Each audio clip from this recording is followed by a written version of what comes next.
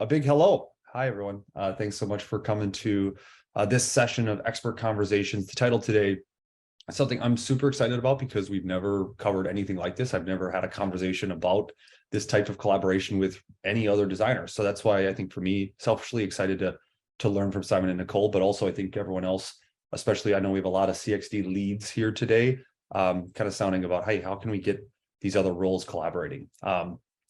Not too much of a spoiler alert before we get going, but obviously today our topic is how conversation design and customer support agents and team can collaborate to make assistance better.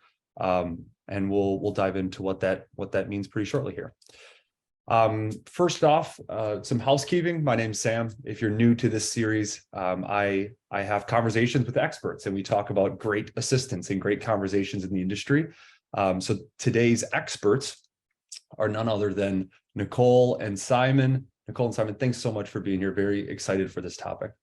So thrilled to be here. Thanks for having us. Yeah, delighted. Awesome. Well, I will let you guys go a little bit deeper on your background in a second, but I want to just let everyone know where we're headed today from a quick agenda. We'll get to know both Simon and Nicole's quick career and background, some of the pain points maybe that CX and CS have that we don't often hear from each department. Then specifically the customer, because that's obviously why we're building assistance. We'll end with a framework for how teams can actually start doing this CX CS collaboration, and then obviously open up to Q&A. As always, if you have any questions, this is meant to be more of a workshop open session. Hop on audio, interrupt me, interrupt us, ask your questions, or just drop it in the chat, and we'll get to it at the end too. Perfect. Well, let's hop into background. I'll throw it over to you, Simon, to let us know a bit about where you're at, what you're doing. Sure. Yeah. So like Sam said, my name is Simon Wolf. I'm currently based in Roanoke, Virginia, which is in southwestern Virginia over in the mountains. I've been involved in the AI space and kind of tech more broadly since about 2019, and conversational AI since a little bit after that. It took me a second to find my way in here. So, I've been around for about 2 or 3 years in this space. My original background is actually in performing arts and social science. I have some degrees in linguistics. And I've worked in education pretty extensively. My master's work was actually focused on the sociolinguistics of digital spaces. So that's sort of what bumped me out of academia and into tech and AI. And so before I actually found my way into CAI, I was working on some text-to-speech modeling. Some speech-to-text modeling rather. And then before PayPal, I did some work with the CCAI program and at Google. And then I've been with PayPal for just a little bit over a year at this point. I'm really excited to be here and to share some of the partnerships that we have been developing with y'all. Awesome. Yeah, it's a stacked resume. Thanks for the quick background. Nicole, over to you. Yeah, so I'm Nicole. I'm from Dublin in rainy Ireland, and I work in the CS department in PayPal and have previously supported via phone and chat with issues related to compliance and fraud, disputes and general account queries. And using my experience with our customers, I've been supporting the CXD team since May of this year and assisting the team with improving the IVR and the PayPal assistant chat to the chatbot to help reduce interaction frustration. So prior to working with PayPal, I studied business, tourism, marketing and Spanish, and I worked in the airline industry as a yield analyst and flight attendant and in property. And I've lived in several countries, including the States, Europe and Middle East, and speak several languages. Amazing. Yeah, thanks for being here late afternoon your time. Making it work. It's okay. Not too late. Good.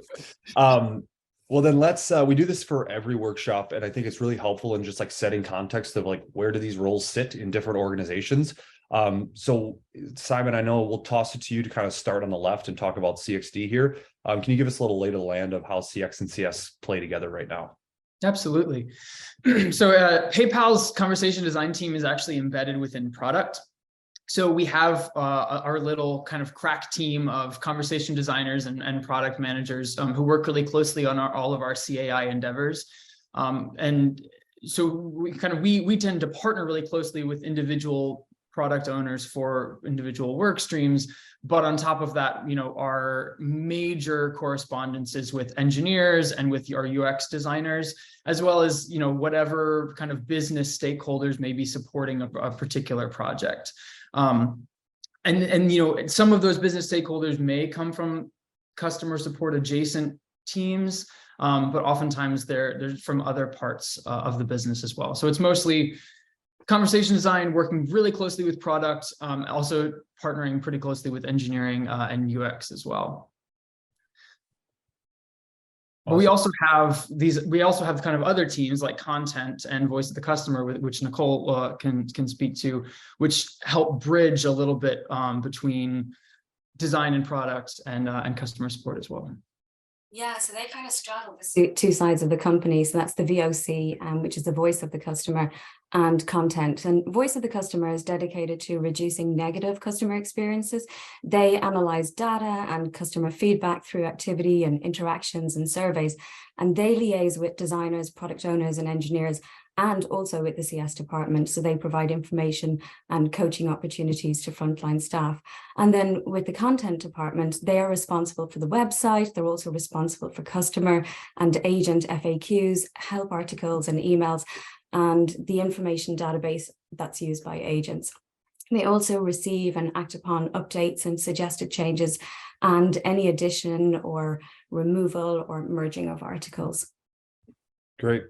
And I think you just mentioned that there is a bridge, right, between your two teams, but just like looking at this graph, it's funny because CXD and CS are the furthest apart, right? And like up until May, I mean, and it's not even a PayPal thing, right? Like this is oftentimes just the way it is, right? And you wouldn't think about it. And I think we'll get into the why, but just a quick, oh wow, like you're physically in this graph very far apart when it comes to information sharing and collaboration. Yep. Just to start. There may be a path, but there's a lot of layers of abstraction between us, for sure. Yeah, a big game of telephone, absolutely. Yeah. Okay, great. So let's hop in right away. I think people understand the org structure, but then we're looking at the challenges each team is facing in relation to like an overall workflow. So Simon, why don't I toss it to you? Kind of talk about 3 different ways from first touch to resolution that maybe a potential PayPal user might go. Right. So, like any sort of big, complicated service organization, there's a lot of different paths that users can take. These are 3 of the sort of most common ones, where we have a couple different instances of our text-based chat. We have an in-app assistant as well as a web chat assistant that can be accessed through the .com website.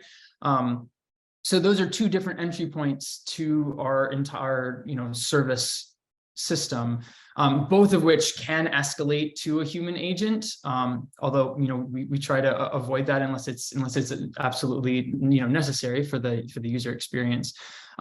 Or users can also call directly into the IVR through just a phone call, which, they can also then escalate from there.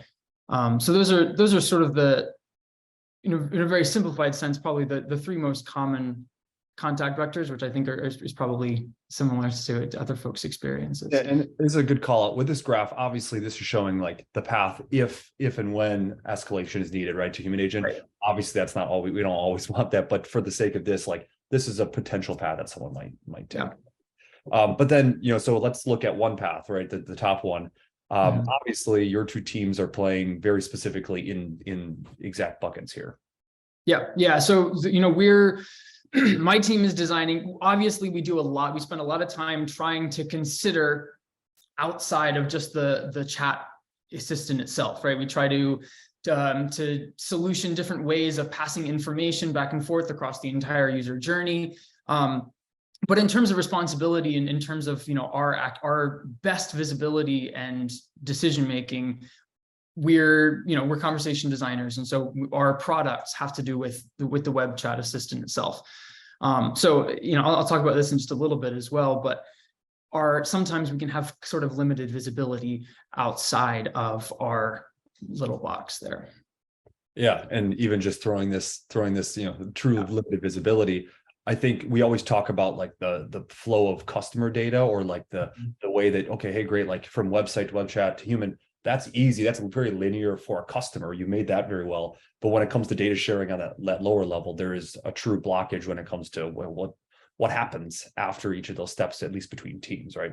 Absolutely. I mean, sometimes maybe we can get some of the information during the user's session. So maybe we can know something about where they're coming from, that we can use that in our design. And that's all really helpful. But then it can be hard to get that feedback coming back the other way. So, okay, after they go out the other side, what happens, right? Like what are the specifics of the next step after that? Getting that information back can be challenging sometimes. Yeah, absolutely. Yeah, and even just illustrating even further, Nicole, you're creating great workflows within your teams, right? We always champion that on the CXD side, but often, that can only go so far when it comes to passing that data. Yeah. So then I'll throw it over to you, Nicole, as we talk about, okay, this workflow existed. What were some of the pain points that you were finding just in your day-to-day with trying to help customers? Yeah, so as we just spoke about, so like in most large organizations, there seems to be this distinct disconnect communication-wise between departments. And because of this disconnect, there's quite often a delay in communicating the decision-making around changes to the website or the UI of the app, or procedures and requirements and so on. And so one thing that we often do to help customers is to give them a step-by-step walkthrough of how to find parts of the website and the app. And when changes are made to the interface, agents may be unaware of the updates. And so our instructions may end up being quite confusing for the customer and also for us. And then the customer loses trust in the agent's abilities. And this adds understandable frustration to the interaction. And in reverse, as an agent, there's no real established route for communicating feedback on product design, like to have a real conversation back and forth with ideas and solutions for everyday issues that we experience. And as agents, we do see time and time again customers misunderstanding or misinterpreting certain information and selecting incorrect intents, resulting in the customer being diverted and rediverted through incorrect flows. And this difficulty navigating the chatbot or the IVR leads to, again, understandable agitation, which bleeds over into the interaction with the agent, where they voice their displeasure, and this is not what we want for them. And some did not trust the information that they had received from the bot or did not have confidence in its abilities. And sometimes a chat would come through to an agent, and we can see that the correct information was provided finally by the bot. But because of what they had experienced earlier in the interaction, the customer still insisted that it be escalated to a chat agent. And I have personally greeted some customers when the chat has been escalated to me, and then I've simply copied and pasted the answer given by the bot into my reply, and that has been enthusiastically accepted by the customer. So, all of these issues can be easily avoided. And these issues also increase the time taken to resolve the customer's issue, which also affects the agent's metrics, and it impacts the customer, the agent, and the business. Yeah, I find that last point the most bizarre to me in our preparation of just that it could be the same exact verbatim response, yet it took 3-4 times just because of there's no information sharing of how and why that person got there. So I think that's fascinating, and you're able to work to cut that down now. Simon, on the CXD side, obviously that siloing of the work creates some pain points for you too. Yeah, absolutely. And I think, just based on my conversations with folks who are here and other people in the space, I think they're not necessarily special to design at PayPal, right? But we really struggle with some of this visibility, this end-to-end visibility, sometimes for really basic things, like dealing with technical limitations of getting access to any user data, or to being able to efficiently query user transcripts to find sort of more specific things that we're looking for to better answer our questions. So there's one level that's just like difficulty to access anything, and then there's another level of, okay, once we can start accessing something, the efficiency of being able to get to answers, right, and to get to the granular understanding of what these user experiences look like. There can be a lot of slog and difficulty in even getting to that point.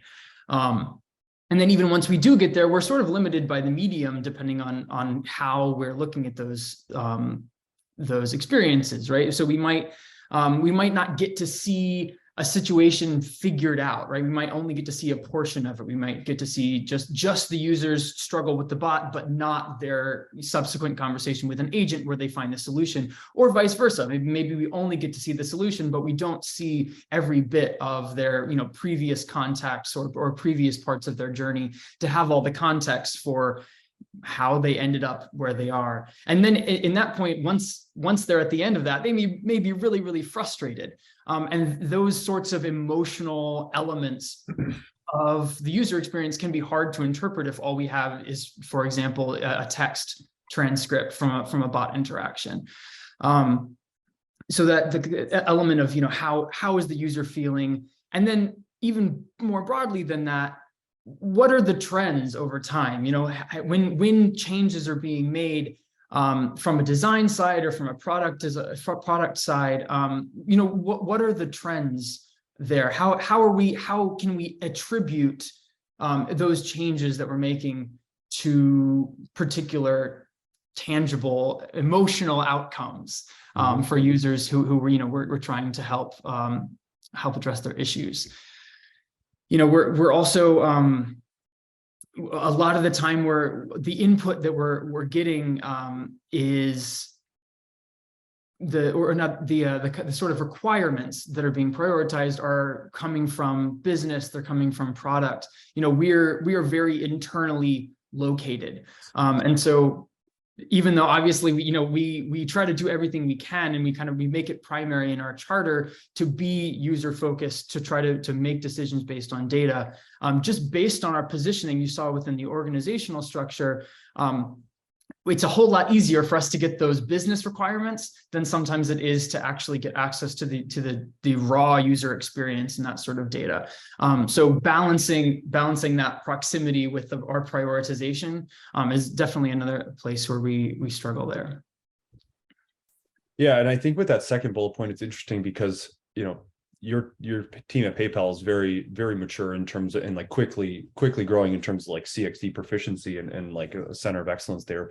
And to have that product business data pipe is like, that's not taken for granted for many teams. Like some teams don't have any of that, right? So I think you're totally right that like now that you have that initial data set, that initial customer data, the brief for product, now you can say, hey, we're missing, there's a black spot, there's a black hole when it comes to the qualitative to even make our designs better. So I think you're spot on with kind of like, now you're able to take that next step, which other mature teams can do similarly.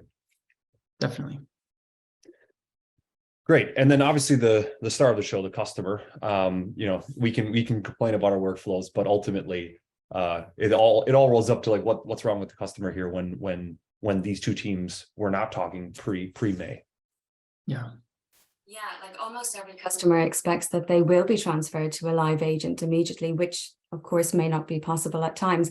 And because of their previous experiences and previous negative experience with chatbots, some do not have that high expectation that their issue can be resolved by it. And I found the main issue is the user not understanding the bot and the bot not understanding the user. And this comes down mainly to business jargon and the customer's use and misuse of wording. And so this misunderstanding of the customer's issue results in the customer being initially diverted to the incorrect flow, and they're being presented with incorrect help center articles or being escalated to an agent in the wrong department, with some time passing before the error is realized, and they are then redirected to the correct flow or the correct department. And this simply adds to the frustration and reinforces their previous negative perceptions of a bot's abilities. So what I did was identify where these misunderstandings happen and why they happen and what we could do to eliminate them.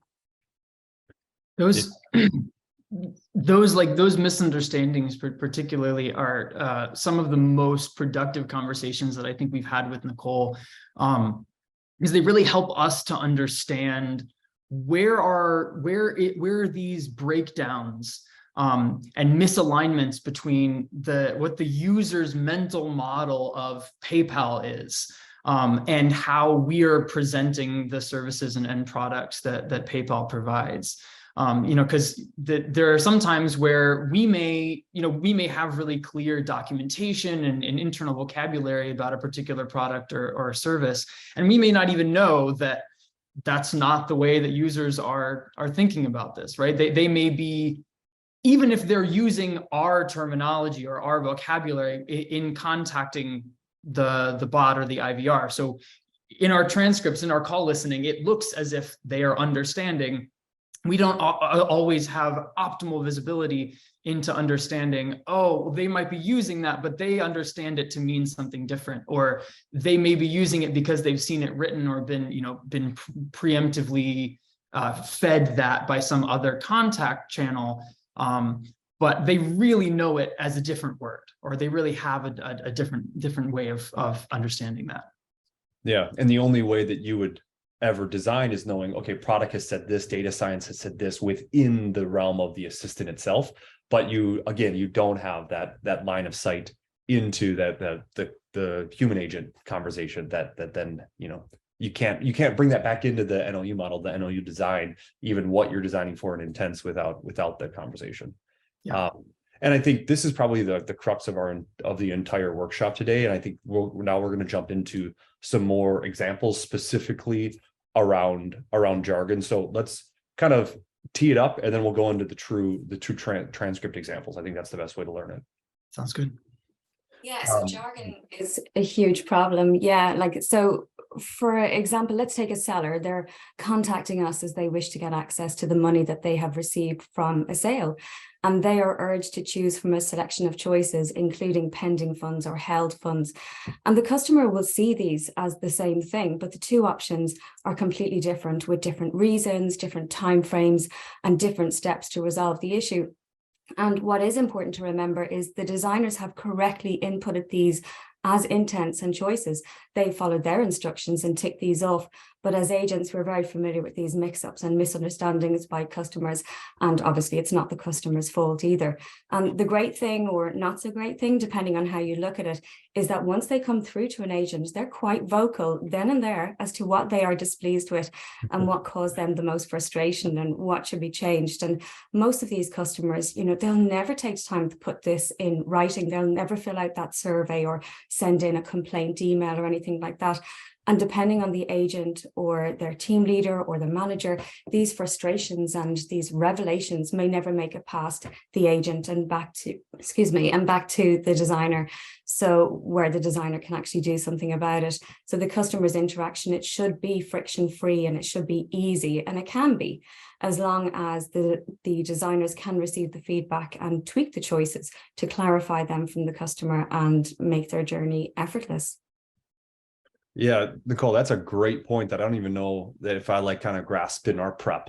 It's just the idea of immediate customer feedback, unfiltered and amazingly accessible, that I don't think many teams are tapping into, right? Like you can run as many NPS surveys and scores within the bot post experience, but nothing's going to be as immediate and accurate as that initial, oh my God, please help, right? Moment that happens. Yeah. Yeah. We're very, very used to those frustrations, and it seems to be the same thing over and over again. Yeah. And Simon too, I'll say, it doesn't, you can have the best design, the best, most well-tested, user-tested, unmoderated, moderated, and this is not a reflection on bad design. It's just a reflection on understanding the mental model and helping every buyer kind of always finding new edge cases, I guess, is how I'd look at it, right? Yeah, we do a lot of controlling for X, or, in user testing, we're looking at very particular questions. And sometimes that doesn't always bring together the, emotional charge and the time constraints and all of these other pieces of that the user is bringing from their lives outside of the actual contact. Yes. Yeah. And Guillermo in the chat kind of doubled down on this, talking about capturing the real user utterances versus just the formally written, because I think, Nicole, you said this too, when you're actually writing into a chatbot or you're clicking a pill, realistically, that's a very filtered version and almost spun up jargon version of their feeling at that time, versus, let's see what they say in the moment. Super valuable. Great. So let's look at two real examples. I think that this helped me really learn it. So let's start with escalate. Do you want me to play right away, or should we talk through it first, do you think?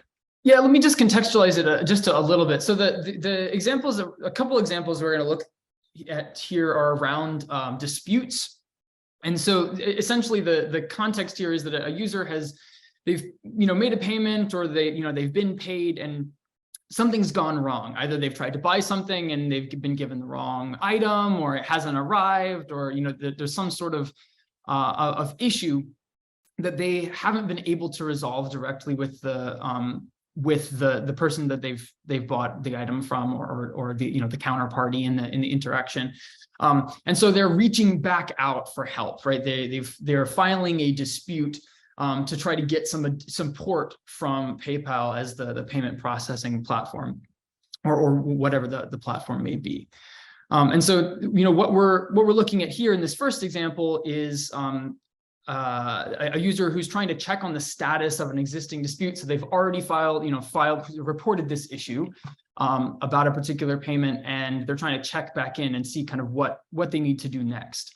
And so what this is going to highlight is a sort of a synonym issue, where we have this concept of escalation, where in a sort of technical jargon sense, within CAI, we talk about escalating to an agent.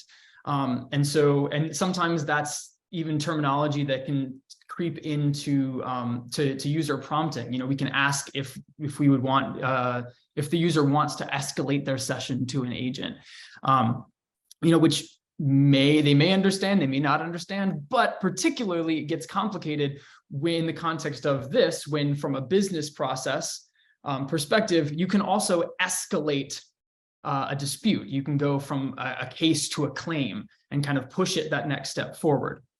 So this is an example of how that can sort of get confusing and break down, and if it's not appropriately considered. Cool. Let's see. So the user comes in and they say, I want to talk about a dispute. I want to check on my dispute status, and they select this specific dispute on their account, and then the bot says, well, you need to, in order to continue to maintain this sort of dispute, it needs to be escalated unless it's resolved.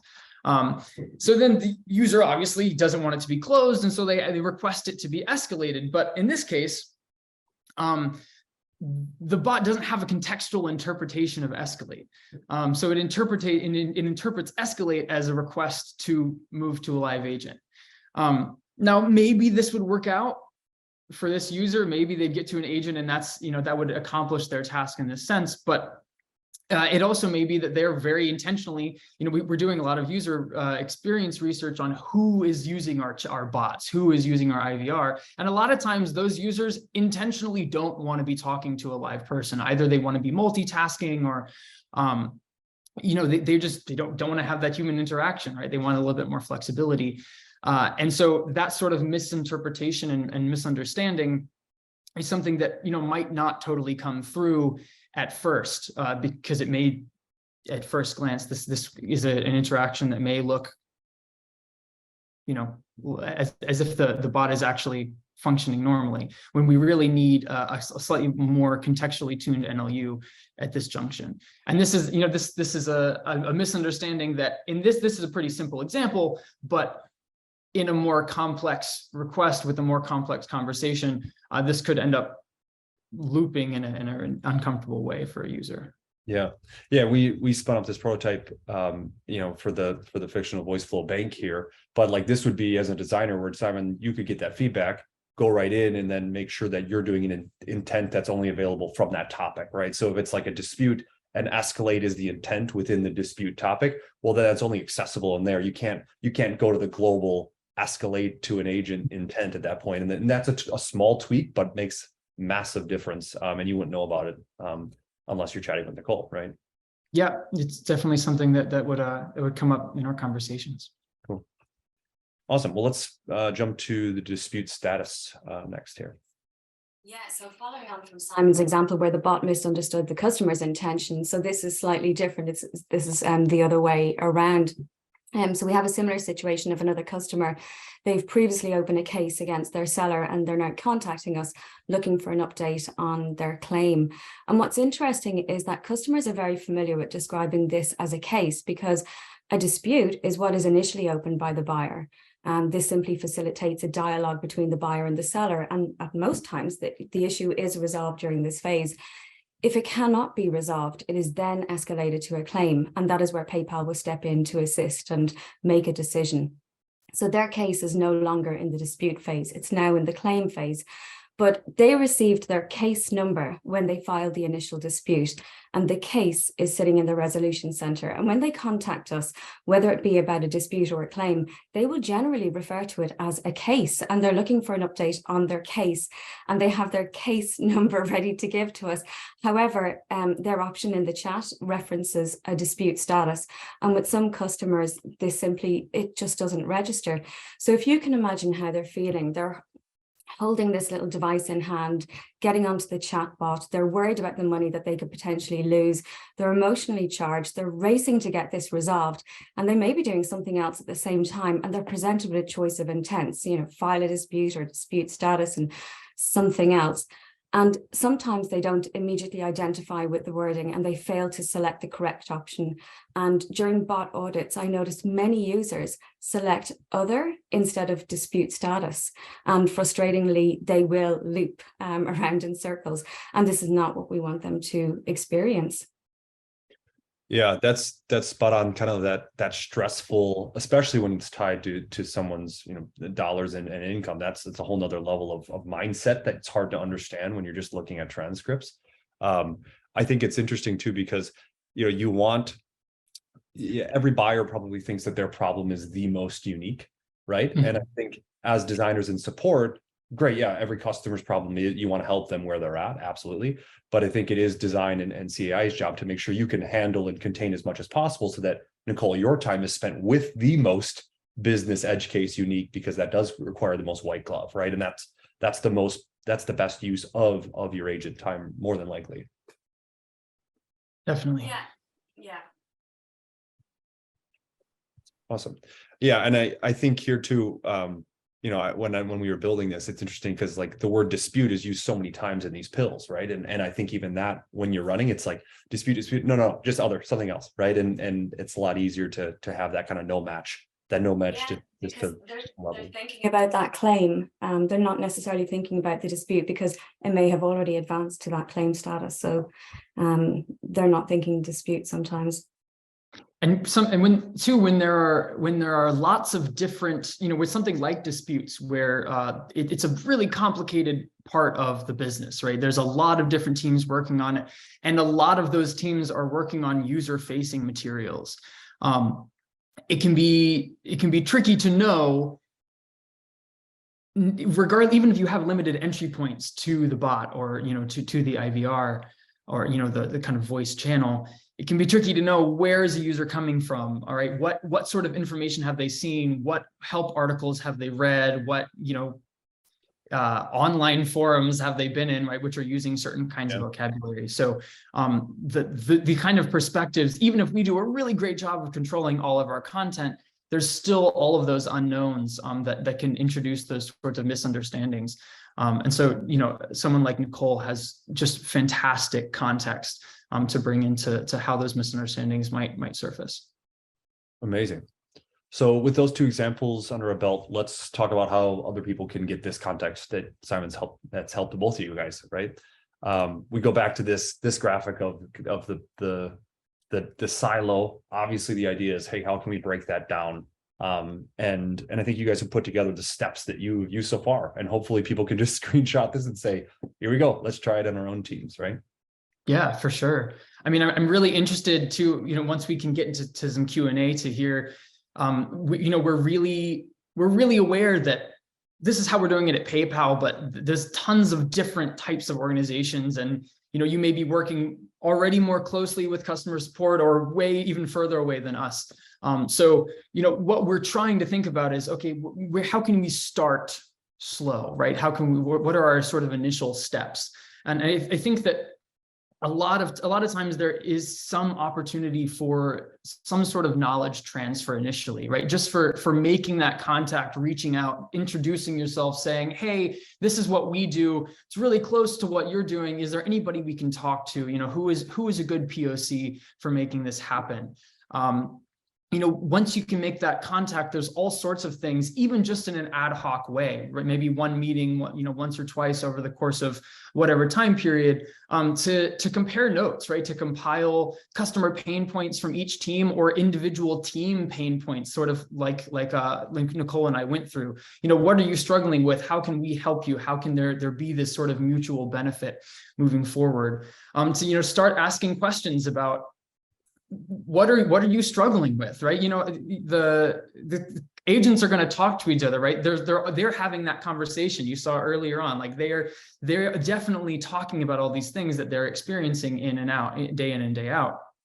And so, there's a lot of conversation there to be had about how are customers really coming in here understanding things, and they may even have clear ideas about ways that that CAI is contributing to that already, or maybe even making it worse, that we can address.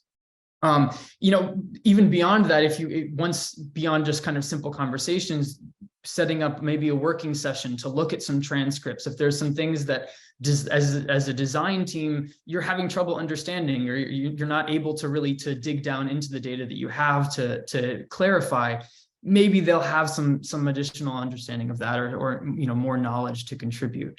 And then I think that there's always benefit too, especially when starting a new program or a new relationship, or to record the benefits there. Kind of write that down, document it, whatever sort of audit practices you're going through, just to say, to kind of highlight, like, either as a proposal for work that the design team that the design team can undertake, or maybe for a stepping stone to move on to a more involved team partnership in the future. Yeah. Sort of like we're undertaking. And then that future partnership, right, looks like at first just more ongoing regular cadences, right? A transcript review cadence, or like monthly pain points sort of conversation. Yeah. With either sort of the way that we've formatted it at PayPal, where we have like a single representative or a kind of teammate champion who is working with our team in an ongoing way, or if it sort of rotates through, if you have a manager or sort of a leader from the CS side who you meet with, or you meet with a different agent every month. There's different ways of formatting it depending on how your organization is structured. Also, a huge benefit for us has been to pull Nicole into the solution discussion, right? To have these conversations and create this involvement earlier on in the design process. So it's not necessarily just a feedback loop after the fact, sort of getting feedback on what's currently in production, but pulling some of the experience from CS into the design process earlier and integrating that to try to preempt some of those problems that may come up down the line. And just having a heartbeat in those ongoing discussions about what are agents currently seeing and hearing from that really live interactional perspective, and how can we pull on some of that expertise and that experience to not only to cut off some of the pain points before they happen, but also to design better, to understand what are these interactional practices and these linguistic and conversational practices that agents are finding to be really effective at solving users' problems, and how can we integrate them into the work that we're doing. Yeah, it's not just fix it, right? It's not just where's the leak. It's how do we make a better house, right? Exactly. And I think that's that 1 and 2 that really make you a better team and better collaborator on the whole. And then who knows? Like in the future, there's all sorts of moving on to that slide, right? This should be the standard. This should be the way that we interact and plan and design and think about conversational design practice and process. And so, there's all sorts of the sky's the limit after that, right? Like, how can we really solidify and make permanent these sorts of relationships and partnerships? And it seems simple, like as simple as, oh, it's a standing meeting every 2 weeks. That's called customer pain points. We see like, but it sounds simple, but there's a lot of work to be done on the back end to prove concept, sell it up, and make sure that there's a regular cadence that then helps the team. You guys have obviously been doing it since May. So before we end on this last of 2 slides here, what have we seen so far? Generally, what is this collaboration helped you guys do? It's helped us in all sorts of ways. I mean, I think I've mentioned efficiency earlier on, but I think we've been able to not only more efficiently do that sort of process of problem and solution discovery at the beginning. So we have clearer and more immediate access to that sort of information, but also Nicole has 13 years of experience working with PayPal, right? She is just an absolute. Sorry. Part-time. She says part-time, but like, you're thinking about it the whole time, right?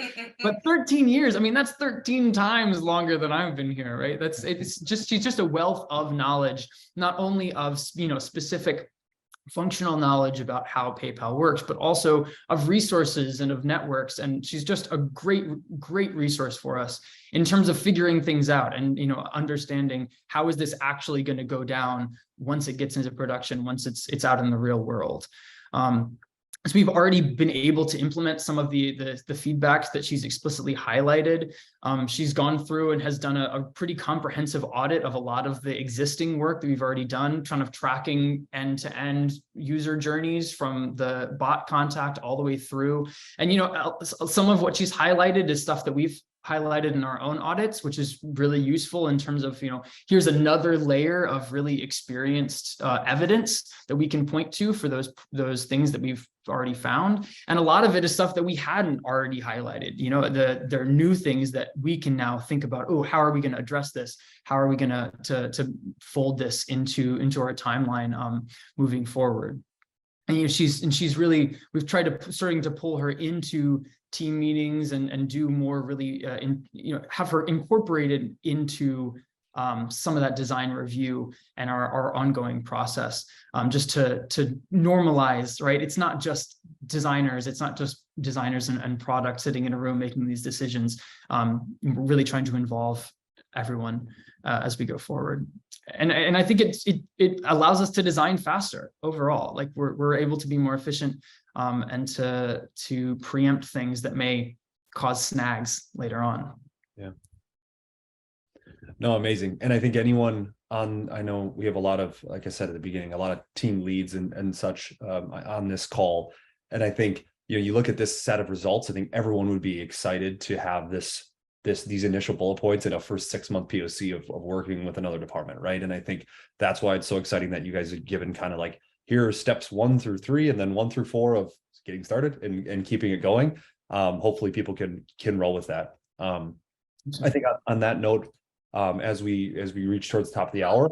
I was going to say, Sam, as well, like that another indication of why kind of this type of collaboration is vital is because, even at this stage, I'm being contacted by my teammates and colleagues with product design feedback for the CXD team itself, but also further afield, for other products and for other tools that agents use and specific design requests for the website and the app and so on, in the hope that I can locate specific product owners and designers and pass that information on. And then in turn, I've also actually been contacted by other designers that I've met during my journey with the CXD team. And they've asked me if I could also assist them and provide feedback on what they're working on, which I obviously don't have time for. So I do believe there is a vital need for collaborations to take place across multiple products and to open up communication and enable discussions and conversations to take place for the benefit of the designers and the agents and, of course, the business. You're here. Very well said. Very well said. I think we can just end it right now on that note. that was great, Nicole.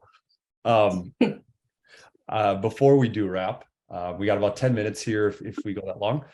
If there are any questions, feel free to drop them in the chat or even pop on audio and video. I know last week we had a few people jump on to ask straight away. As Simon said, they have far from perfected this, right? And other teams starting it, this can be an ongoing, how'd you do this? How did it work? We tried this didn't work. everyone's figuring it out as we go, right? And I think that's the beauty of this quickly growing industry. So yeah, if anyone has questions, please drop them in the chat. I will kick it off. I did have one. I like to circulate the deck internally on the Voiceflow side before anyone sees it, just to get questions like, hey, what have we not hit here? And one question I thought was interesting, that I guess I'll throw to you, Simon, was what are some skills in a CS agent that you would recommend a CX lead or designer look for when they say, hey, do you want to partner? Because I'm sure, Nicole, you'd say not every CS agent is like a perfect partner if they're like not, maybe they have certain skills that you're going to look for as you go to partner for the first time. Yeah, I mean, I'm happy to speak a little bit to that. I think Nicole probably has some thoughts about it as well. But I think that there's a certain amount of research mindset, right, which has been super helpful for us. Nicole she has all of these great qualities where she doesn't know something. Her first instinct is, how do I go figure this out, right? How do I find this? Where's the solution here? Which is so much of what we do, I think, as designers, and so it really complements our whole process. A kind of systems knowledge and systems understanding of the world you're working in, right? Which I think makes for a more efficient customer service experience overall, but is really important in understanding how all of these different parts of an organization fit together. Sometimes it can get really complex, and so we're sort of approaching the same business systems from different sides. And so understanding how to get from point A to point B is also hugely important. And then also just being really open to learn, like depending on how a company is structured, jumping from customer support into UX or content writing or product design, that can be a really pretty big shift. And so there's a whole lot of terminology and a whole lot of ways of working, and just it's a very different environment, or it can be. So being open to that and really down to dig in and engage has been hugely valuable for us. I don't know, Nicole, is there anything else that you would add to that? Yeah, I would say maybe a tenured agent, somebody who's been there for definitely more than 3 years or so. And it's just that you've got more of a reach within the company. I have a lot of teammates who've moved on to other parts of the company that I can kind of reach out to, trainers that I've interacted with over and over again. So if I don't know something, I can reach out to them and get the most up-to-date information. So and then different team leaders that I've had over the years. So I think, at least somebody who's in the company a year or so, I mean, it may work out, but I think it's probably better to get somebody who's a little bit more tenured. Perfect. Yeah. So like that solution driven, definitely it, as well as the tenure, I think are the big takeaways I got there and customer focused definitely as well.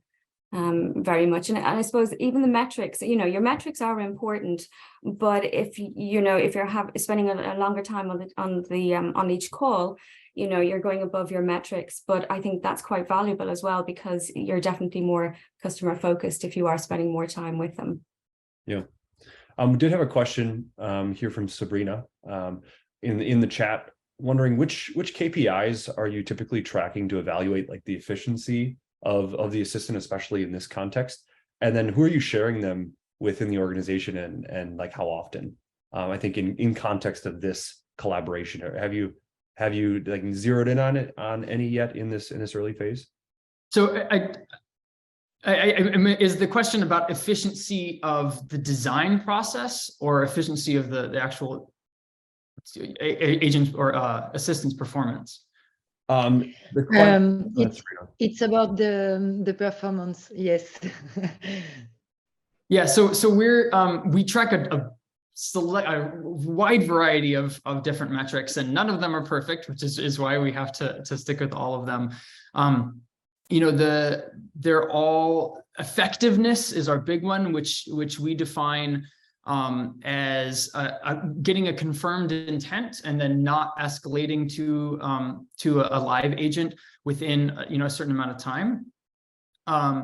And so that's kind of our default go-to. So we've identified correctly this is the contact reason, and then we had the user has not recontacted. So we report those sort of intents we look at coverage in terms of how many of our intents are getting hit across the bot overall, and a variety of different quantitative intents. And so those are the main ways that we're measuring bot of performance overall, and we're reporting those to everyone. We haven't done a whole lot right now of directly attributing like this partnership to changes in those metrics specifically, and that's just because we generally struggle with fine-grained attribution of changes in those overall. So that's an ongoing undertaking to make sure that we really understand when those metrics are changing, that we know why. So that's definitely the next step for us as we're sort of strengthening and building our portfolio of, how functional is this? Like we know internally to our team, we have all these benefits, but now the next step is drawing this out, right? How can we connect this to really tangible and measurable improvements in bot performance and higher level organizational KPIs? Yeah. And sometimes when you're trying something new, it's enough to have those positive signals and that gut understanding that your design is better, that your customer support calls are improved, and then scale it and then prove it out at a larger capacity. Absolutely. Great. Great question, Sabrina. Thank you for chiming in. Awesome. Well, we're almost at the top of the hour here, so I will let you guys off the hook of the Q&A unless one comes in in the last minute here. More than anything, just wanted to say a big thank you to both of you. This is new, it's experimental, it's obviously working in these early days for you. So thank you so much for being willing to share and share your knowledge in these early days. Thank you, Sam. Thanks so much for having us. Yeah, absolutely. Thank you very much. Yeah. Awesome. Well, maybe in 12 months, we'll have you back to show the framework for how you grew everything 100,000%, right? And we'll Heck yeah, bring it on. Let's do it. Okay, cool. See you next December 1st, 2023. Yeah. Okay, talk to you all then. Thanks so much for coming, everyone. Awesome. Thank you all for being here. Enjoy your holidays, and we'll be back with more workshops in the new year. This is the last of this calendar year, but DM me, send me an email if you have topics or ideas, or if you want to join me as a guest. Thanks everyone that joined this year, and a lot of the repeat guests as well. So awesome. Well, enjoy the rest of your Thursdays, Simon and Nicole and everyone here, and we'll talk very soon.